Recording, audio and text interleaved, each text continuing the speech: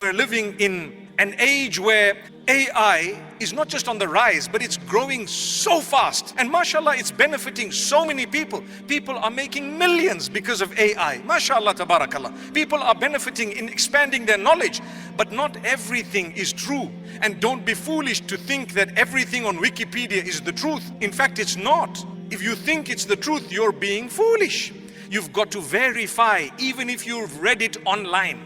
You've got to verify. I remember when I was a little bit younger and I'd graduated from Medina, I came back home, and my mother, sometimes I would tell her that, you know what you've done here is not absolutely accurate and correct. She says, no, I read it in a book. And I tell her, which book? She says, I read it in a book and I've read it myself.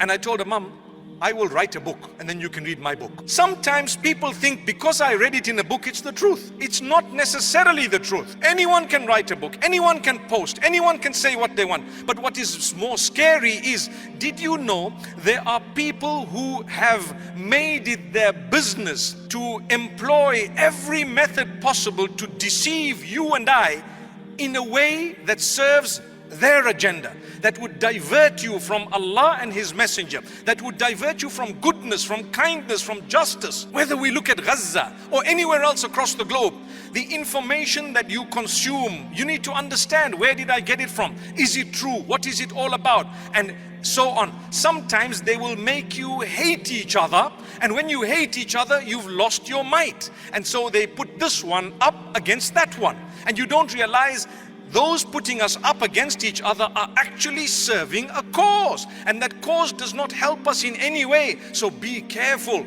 We are an ummah. We are meant to be one, and we are meant to be understanding each other even with our differences. Today, if I were to fight for the cause of hijab, and I were to fight to say it's a right of a woman to put on the hijab freely, she wants to put it on, you should not hinder her. There will definitely be a lobby that is anti that.